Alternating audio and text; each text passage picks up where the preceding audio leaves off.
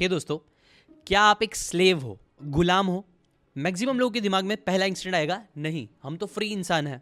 But आपको पता है एक इंटरेस्टिंग कोट है जोहान वॉन गोटी का, जो बोलते हैं, मैं पैराफ्रेज कर रहा हूँ, बेस्ट स्लेव वो स्लेव होते हैं जिन्हें पता ही नहीं होता है कि वो स्लेव है।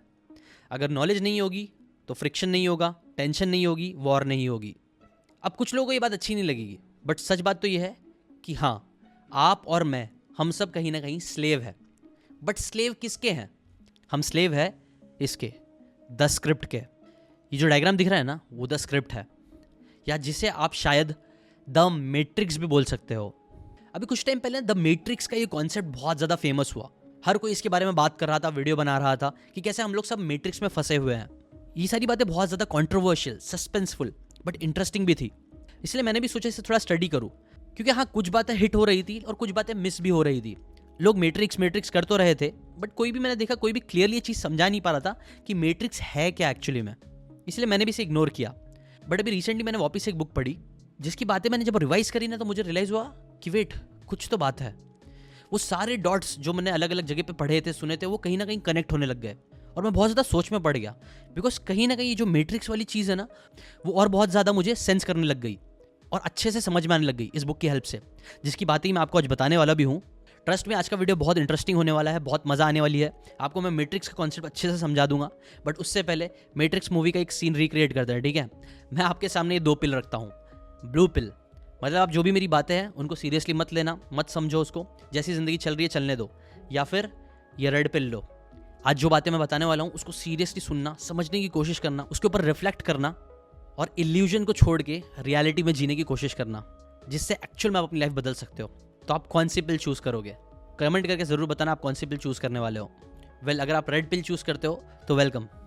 आपको पता है, जब मैं मिडिल क्लास ट्रैप जो है ना, वो कहीं ना कहीं तोड़ पाया जब मुझे ना ये स्क्रिप्ट समझ में आने लग गई, जिसे आप मैट्रिक्स भी बोल सकते हो। मैंने ना स्क्रिप्ट से हट के, इस मैट्रिक्स से हट के ही जब चीज़ें करना स्टार्ट करी, तभी मुझे कुछ रिजल्ट दिखना स्टार्ट हुए। और ट्रस्ट मी, मैं थोड़ा बहुत ही स्क्रिप्ट से बाहर निकला हूँ, जिसके वजह से मुझे काफ़ी अच्छे रिजल्ट्स मिल रहे हैं। अभी तक मैं पूरी तरीके से इस जाल से निकल नहीं पाया हूँ, इस ट्रैप से निकल नहीं पाया हूँ, लेकिन ट्रस्ट मी, मैंने इतने सारे मिलियनेयर्स की बुक पढ़ी है, उनसे मिला भी हूँ, कई सारे लोगों से बातें भी की है, जिससे मुझे एक चीज़ समझ में आ गई है कि हाँ यार, मैक्सिमम लोग है ना, ये मैट्रिक्स को कहीं ना कहीं कॉन्शियसली अनकॉन्शियसली समझ लेते हैं, स्क्रिप्ट को समझ लेते हैं, जिसे समझ के उसे तोड़ के जब वो लोग कोई एक्शन लेते हैं, तभी उनको इतने अच्छे रिजल्ट्स मिल पाते हैं, वो बड़े बड़े काम कर पाते हैं। सो अगर आपको भी इस ट्रैप से निकलना है या फिर अपनी ज़िंदगी में कुछ बड़ा करना है, तो ये बहुत ज़रूरी है कि आप ये जो मैट्रिक्स का कॉन्सेप्ट है ना, कहीं ना कहीं, जैसे मैं द स्क्रिप्ट बोल रहा हूँ, उससे आप अच्छे से समझो। और उसे समझने के लिए आपको सिर्फ ये डायग्राम को समझना है और कुछ नहीं। और एंड में मैं आपको अपना पर्सनल ओपिनियन भी बताऊंगा, जो मुझे लगता है आपको सुनना बहुत ज़रूरी है, ठीक है? अभी एकदम सिंपल शब्दों में मैं आपको मैट्रिक्स का मतलब बताऊँ, जैसा मूवी में भी बताया गया है कि यार, मैट्रिक्स मतलब कहीं ना कहीं हम लोग है ना, रियलिटी को छोड़ के एक इल्यूजन, एक फेक दुनिया में जी रहे हैं, जहाँ हम सही को गलत समझ रहे हैं और गलत को सही। अब ये मैट्रिक्स जो है, आप सिस्टम कहीं ना कहीं जो बन गया है पूरी दुनिया में, उसका एम क्या है? वो कहीं ना कहीं चाहती है ना कि आप अपनी ज़िंदगी में कुछ बड़ा करने के बजाय, अपने ड्रीम्स को अचीव करने के बजाय, एक मॉडल सिटीजन बनो। मॉडल सिटीजन मतलब कोई सेलिब्रिटी नहीं। मॉडल का मतलब है यहाँ पे मीडियोकर, मतलब average. Mediocre, obedient, dependent, entertained and lifeless.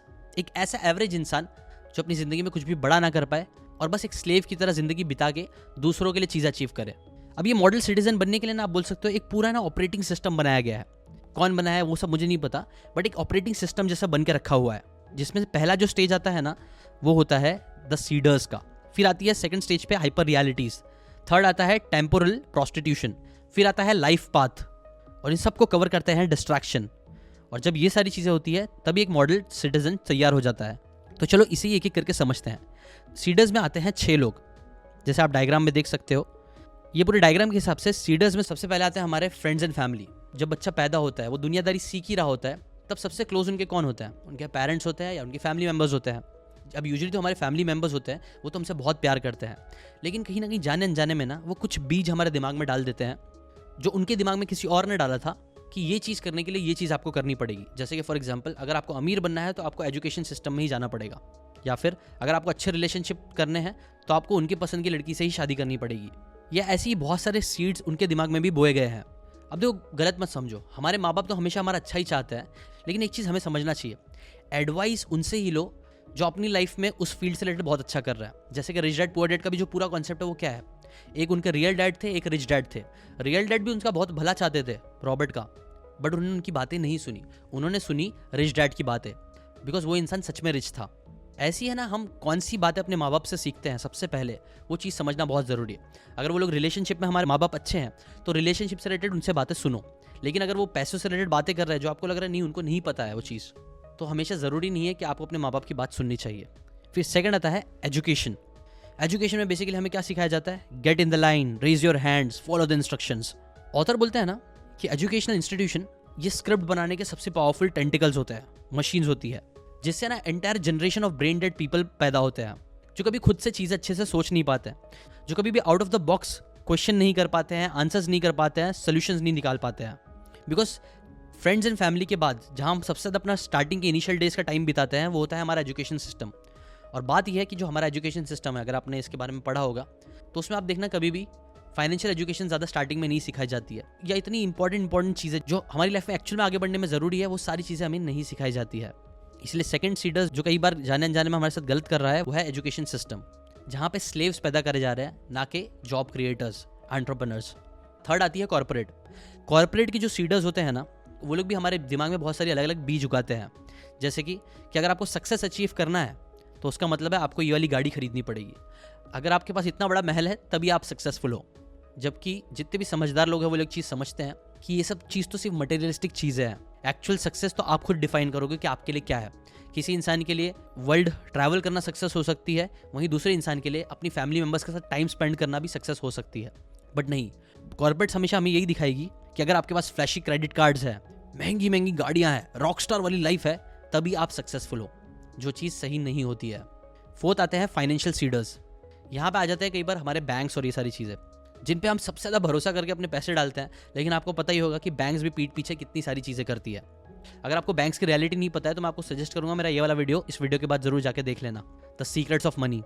ये जो बैंकिंग सिस्टम भी आया है, वो पूरी तरीके से आप बोल सकते हो फ्लॉड है। इसमें बहुत सारी प्रॉब्लम्स है, जिसकी वजह से आज पूरे दुनिया भर में आप बोल सकते हो ना, इतने सारे इकोनॉमिकल क्राइसिस आ रहे हैं।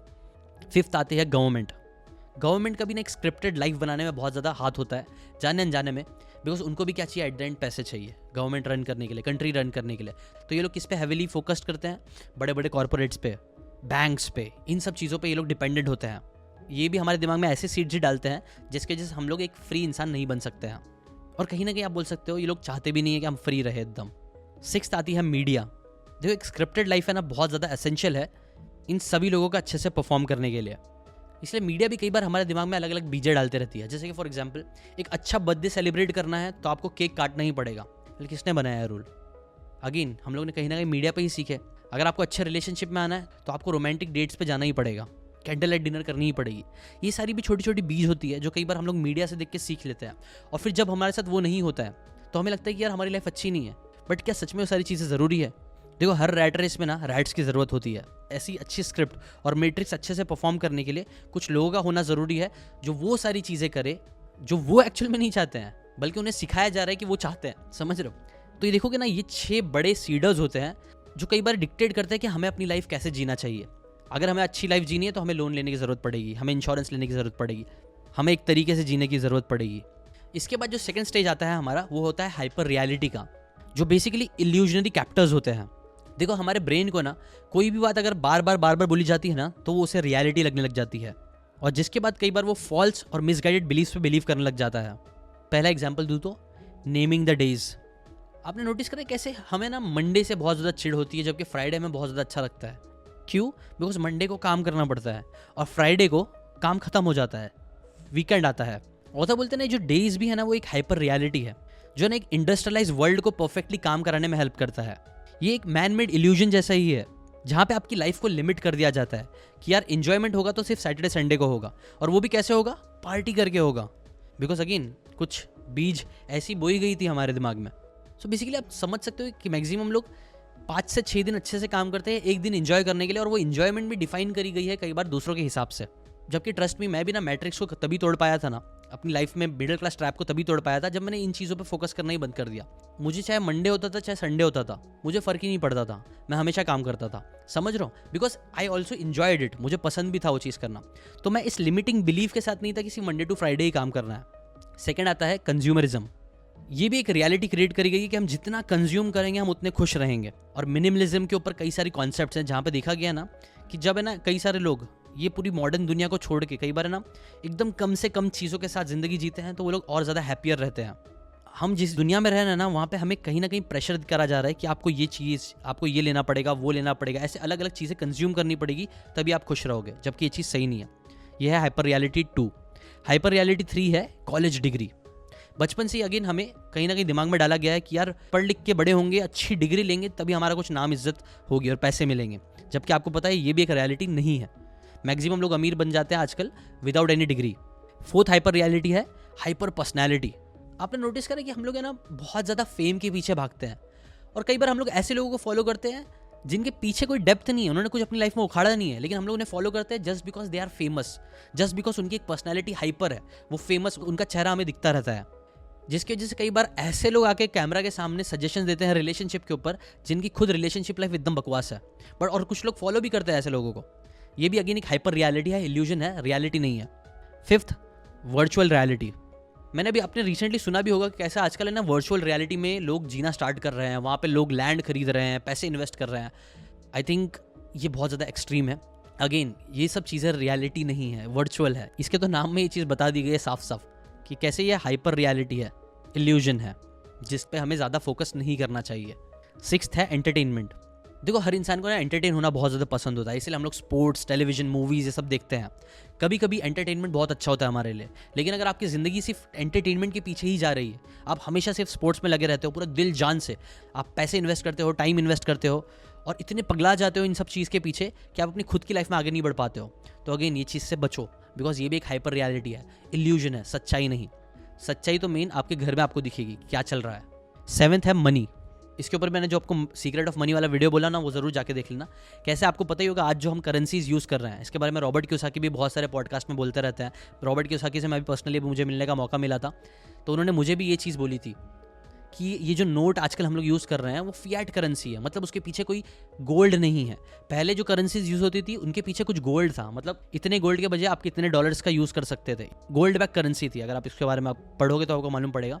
बट आज का जो मनी है ना वो फेक है, वो जितना चाहे गवर्नमेंट और बैंक्स मिलकर छाप सकती है, पॉसिबिलिटी है, उसके पीछे गोल्ड नहीं है, मतलब कुछ है नहीं, समझ रहे हो। तो ये भी एक हाइपर रियलिटी है, इल्यूजन है, it's just numbers on your bank. ये रियलिटी भी समझना बहुत ज़रूरी है। 8th है फ्रीडम। ये वाला तो बहुत कॉन्ट्रोवर्शियल है। मैं चाहूँगा कि आप खुद ही सोचना इस चीज़ के बारे में कि हम लोग एक्चुअल में कितने फ्री है। आप कितनी सारी चीज़ें एक्चुअल में जो चाहते हो वो कर सकते हो। मैक्सिमम टाइम हम बहुत सारी चीज़ें नहीं कर सकते हैं। अगर आपको कल को फटाक से अपनी कंपनी बनानी है, आप नहीं बना सकते हो फटाक से कंपनी, आपको बहुत सारी चीज़ें करनी पड़ेगी। अब उसके पीछे ऐसा नहीं कि वो एकदम डार्क ही है, एकदम गलत ही है, सच्चाई भी है, बट कहीं ना कहीं हम फ्री नहीं है। जो फ्रीडम भी है ना वो काइंड ऑफ इल्यूजन है मैक्सिमम लोगों के लिए, ठीक है। कुछ लोग हैं जो लोग फ्रीडम सच में अचीव कर रहे हैं, उसके बारे में हम आगे बात करेंगे। अब आते हैं 9th हाइपर रियलिटी पे, जो है कॉर्पोरेशंस। आपको पता ही होगा जो कॉर्पोरेशंस होते हैं, कॉर्पोरेशंस क्या है। अगर मैं कोई भी एक कंपनी का नाम लूँ तो कंपनी कौन है, कंपनी एक एंटिटी है। कई बार जो केस वेस कुछ भी होता है तो कंपनी पे केस होता है, बट कंपनी कोई इंसान नहीं है, मतलब उसके पीछे लोग हैं। ये जो लोग होते हैं वो कई बार बहुत ईविल होते हैं, आपको पता ही होगा। कई बार ऐसा देखा जाता है कॉर्पोरेशन सिर्फ ग्रीड के लिए, पैसे के लिए कई बार ऐसी ऐसी चीज़ें बेचती है, झूठ बोल बोल के चीज़ें बेचती है, जिससे लोगों का बहुत ज़्यादा नुकसान होता है। तो ये जो कॉर्पोरेशन भी है ना वो रियल नहीं है, वो हाइपर रियलिटी है। ये हो गया हमारा सेकंड स्टेज। फिर इसके बाद हम आते हैं टेम्पोरल प्रोस्टिट्यूशन पे, जहाँ पे बेसिकली हम लोग अपना अच्छा समय ट्रेड कर रहे हैं बुरे समय के लिए। एक बाहर की कहावत है, a bird in the hand is worth 2 in the Bush, मतलब जो चीज़ आपके हाथ में है वो ज़्यादा काम की है कंपेयर टू वो 2 दूसरी चीज़ों की जो अभी आपके हाथ में नहीं है। ऐसी ही है ना, ऑथर भी बोलते हैं ना, आज जो फ्री टाइम आपके पास है वो ज़्यादा इंपॉर्टेंट है कंपेयर टू वो फ्री टाइम के जो हम सोच रहे हैं शायद जो हमें रिटायरमेंट के बाद मिलेगी। तो ऐसा चीज़ तो सोचना बंद करो। ये सोच के चक्कर में है ना कई सारे लोगों ने, मिलियंस एंड मिलियंस लोगों ने ना अपनी पूरी जवानी सिर्फ काम किया है ताकि वो लोग खुशी से रिटायर्ड ज़िंदगी जी सके, जो कि आपको पता ही होगा कि यार ज़िंदगी का कोई भरोसा नहीं है। तो ये चीज़ को भी समझना बहुत ज़रूरी है। तो इसका मतलब मैं क्या बोल रहा हूँ आपको, मैं यहाँ पे एपिक्यूरियन फिलॉसफी सिखा रहा हूँ कि YOLO you only live once, तो आज ही जी जाओ जो जीना है। नहीं, वो भी सही नहीं है। इसके बारे में आगे बात करते हैं हम। अब इन सारी चीज़ों की वजह से ना हमें ज़िंदगी में यूजुअली देखना 2 पाथ मिलेंगे, 2 रास्ते मिलेंगे। जो नेक्स्ट स्टेज आता है यहाँ का, जिसे author 2 doors 1 slaughter house and no difference बोलते हैं। Doorway 1, doorway 2। डोरवे 1 है साइड वॉक और डोरवे 2 है स्लो लेन। जो पहला डोर है उसे बोलते हैं वो साइड वॉक, मतलब अगर रास्ता है तो उसका रास्ते का नाम है साइड वॉक। जहाँ पे प्रॉमिस क्या मिल रहा है, इस रास्ते से हमें ये प्रॉमिस की जा रही है कि हमें ना जब बहुत बड़ी बड़ी गाड़ियाँ खरीद लेंगे, बड़े बड़े घर खरीद लेंगे, एक लग्जूरियस लाइफ जिएंगे ना, तो हमें हैप्पीनेस मिलेगी। ये हमारा प्रॉमिस है। हमारे ऊपर जो लीश लगी हुई है आप बोल सकते हो, वो है कंजम्पशन की और एंटाइटलमेंट की, कि यार ये चीज़ मैं ओन करता हूँ। और हमारा जो कॉलर है वो है डेट और डिपेंडेंस का, हम इन लोगों पे डिपेंडेंट हो जाते हैं। और हमारा जो स्लेव मास्टर है यहाँ पे है कॉरपोरेशन और गवर्नमेंट। और हमारी जो रेट रेस है वो क्या है, कंज्यूम, फिर डेट पे जाना, फिर काम करना और रिपीट करना। ये है पहला रास्ता जो कई सारे लोग चुनते हैं। आपने देखा होगा ना, कई सारे लोग क्या करते हैं, वो लोग अपना आज ट्रेड कर रहे हैं, मेहनत कर रहे हैं ताकि वो लोग अच्छी अच्छी चीज़ें खरीद सके, जिसमें शायद उनको इंटरेस्ट नहीं है वो भी खरीद सके, क्योंकि उनको दिखावा करना है। और दिखावा क्यों करना है, क्योंकि उनके दिमाग में ऐसी बीज डाली गई है कि ये सब चीज़ों से आप बड़े दिखोगे। वहीं दूसरा आता है स्लो लेन। यहाँ पे कुछ लोग थोड़ा और समझदार हो जाते हैं। साइड वॉक में बेसिकली लोग क्या कर रहे हैं, अपना कल सेक्रीफाइस कर रहे हैं आज के लिए। मतलब आज वो लोग कंज्यूम कर लेंगे, कल का जो होगा देखा जाएगा। जबकि डोर 2 में स्लो लेन में लोग अपना आज सेक्रीफाइस करते हैं कल के लिए, जहाँ पे बेसिकली प्रॉमिस वो लोग को मिलता है कि फ्रीडम थ्रू इन्वेस्टिंग। आप आज मेहनत कर करके इन्वेस्ट करते रहो, कल आपको बहुत पैसे मिलेंगे और आप अमीर हो जाओगे। यहाँ की जो लीश है वो है डेप्रीवेशन। स्लेव मास्टर है यहाँ पे हमारा टाइम, वक्त हमारा सबसे बड़ा स्लेव मास्टर है, और वॉल स्ट्रीट जो ये पूरा स्टॉक मार्केट ओन कर रहा है। यहाँ पे हमारी जो कॉलर लगी हुई है हमारे ऊपर वो है होप की। और यहाँ का जो रेट रेस है वो है save, work, invest, wait, repeat. कई सारे लोग आप देखना ना, जो लोग ज़्यादा कंज्यूमरिज्म में नहीं जाते हैं, फिर वो लोग ये वाला रास्ता चुन लेते हैं कि यार मैं मेहनत से काम करूँगा, पैसे बचाऊँगा, इन्वेस्ट करूँगा और फिर यही चीज़ करते रहूँगा। और ये सारी चीज़ को कवर करता है पता है क्या है, डिस्ट्रैक्शन जो आपको एड्स के थ्रू, सोशल मीडिया के थ्रू हर जगह से आपके ऊपर बम्बार्ड की जा रहा है। और ये जो डिस्ट्रैक्शन क्या करते हैं, पूरा एक ट्रायंगल बनाते हैं, जिससे उल्टा कर दोगे तो ये ट्रायंगल के थ्रू ही एक मॉडल सिटीजन क्रिएट होता है। डिस्ट्रैक्शंस हमें ना ये सारी चीज़ों के बाहर सोचने नहीं देता है। जबकि मैंने आपको बताया ना कहीं मैंने इन सारी चीज़ों से हट के ही जब सोचना स्टार्ट किया, तभी मैं अपनी ज़िंदगी में कुछ कर पाया। जैसे सीडर्स के एग्जाम्पल मैं आपको देकर बताता हूँ। अब सीडर्स का मैं आपको कुछ पर्सनल एग्जाम्पल दूँ तो मैंने अपने फ्रेंड्स एंड फैमिली मेम्बर्स की बातें नहीं सुनी। मुझे पता था वो लोग सही नहीं बोल रहे हैं। मैंने ट्रेडिशनल एजुकेशन सिस्टम के हिसाब से नहीं गया। मुझे भी बोला गया था कि यार इंजीनियरिंग करके आपको जॉब करनी है, बट मैंने वो चीज़ को तोड़ा। कॉर्पोरेट्स वाले कई बार मुझे भी एड्स आते थे, बहुत सी चीज़ें बोली जाती थी कि आप ये कार खरीद लो, अभी मैं लाखों रुपए कमा रहा हूँ तो ये मोबाइल ले लो।